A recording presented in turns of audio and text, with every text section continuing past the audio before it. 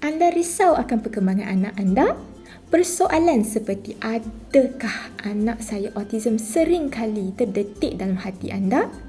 Dan adakah anda ingin mengetahui dengan lebih lanjut apa itu autism?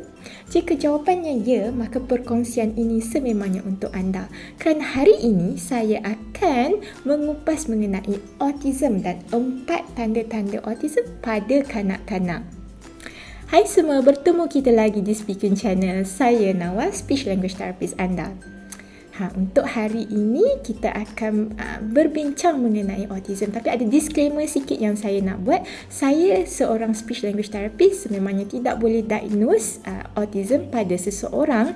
Tetapi sebagai seorang yang dah bekerja selama hampir 8 tahun dan sebagai seorang speech language therapist ni, sebenarnya kami telah dilatih untuk mengenal pasti ciri-ciri autism pada seseorang agar kami boleh membantu parents untuk merancang langkah yang seterusnya. Jadi bila anda dapat detect awal, anda selalunya kita nak anda rasa sense of urgency, sense of emergency itu means kalau ada kecemasan anda kena buat sesuatu. Okay? Autism ni ialah sebenarnya gangguan perkembangan neuro. Bermaksud kalau seseorang itu didiagnose dengan autism, maksudnya otaknya mungkin bekerja dengan cara yang sedikit berbeza dengan mereka yang tidak mempunyai autism. Dan autism ni bukan penyakit, tetapi ia adalah satu spectrum disorder, in which kalau kita kata spectrum disorder, orang yang certain budak yang ada autism tu tidak akan menunjukkan ciri-ciri yang sama dengan seseorang autism yang lain. Yakni ada yang tunjukkan ciri ni sedikit, ada yang tunjuk ciri tu sedikit. Mereka ini kita faham spectrum disorder. Okay?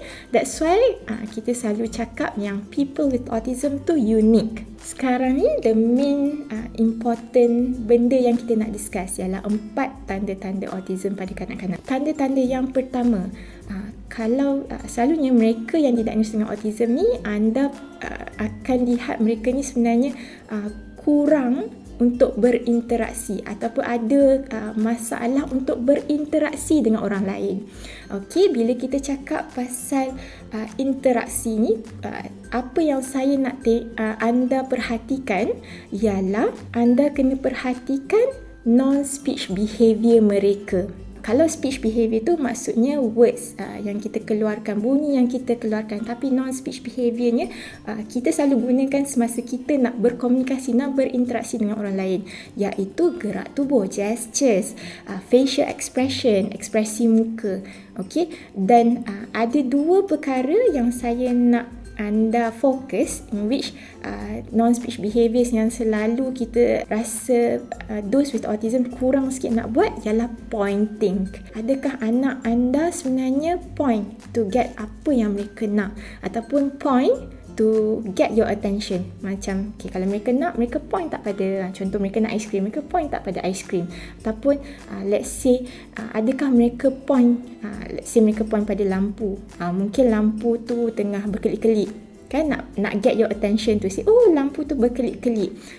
Adakah mereka berbuat sedemikian? Okay, kalau tak buat, kalau kurang, ini anda kena be alert. Okay, another non-speech behaviours yang saya nak anda perhatikan ialah eye contact. Those kita tahu with autism mungkin kurang sedikit nak menunjukkan pandangan mata. Ada non-speech behaviours mungkin macam adakah mereka senyum bila mereka suka akan sesuatu. Okey, kalau tidak ada non-speech behaviours ni, kena alert. And then bila kita kata kurangnya berinteraksi ni, satu benda lain yang anda kena perhatikan adalah mungkin mereka ini kurang memberikan respon kepada apa yang anda katakan. As in, untuk senang kita nak faham, kurang nak follow instructions. Bila anda minta sesuatu, mungkin mereka just dalam dunia mereka sendiri, mereka tengok tempat lain, mereka tidak memberi respon. Contoh anda minta, okay, boleh ambilkan mama phone, tapi mereka tengok tempat lain, padahal mereka tengah pegang phone. Okey, tapi mereka mungkin tidak boleh respon kepada apa yang anda katakan. And then kita tahu bila susah nak berinteraksi ni, of course akan memberi kesan kepada, kita kata, susah nak berkawan dengan orang sekeliling, sebab mereka tidak ada good skills tadi untuk nak interact. Okey. Tanda-tanda yang kedua yang saya nak anda perhatikan ialah mungkin mereka ini kurang delay and then lack of expressive language. Okay, lack of spoken language. Okay, kat sini saya katakan lack, delay. Okay, in which dia maksudnya tak semestinya orang yang ada autism tu tak boleh bercakap langsung. Memang ada yang non-verbal, in which mereka dah 2 tahun, setahun setengah tapi masih tak ada first words. Ada juga yang verbal tapi words yang mereka hasilkan sangat-sangatlah limited. Padahal dah 2 tahun. 2 tahun dah sepatutnya boleh buat ayat yang panjang. Tidaklah panjang sangat. At least boleh gabungkan 2 patah perkataan pada satu masa. 2 tahun, 2 tahun setengah. Tapi mereka yang ada autism ni mungkin susah nak berbuat demikian.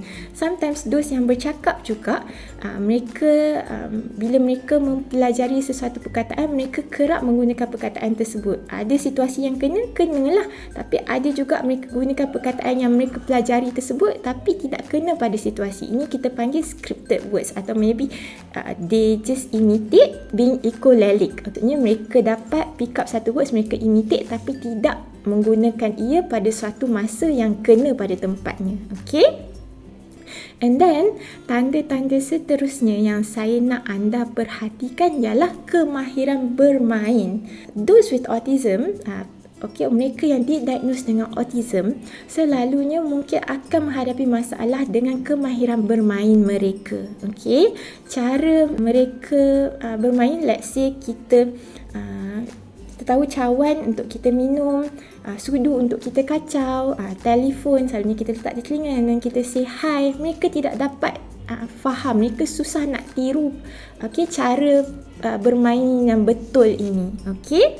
And then tanda yang terakhir saya nak anda ambil tahu ialah mereka ini mungkin menunjukkan inflexible dan repetitive behaviour.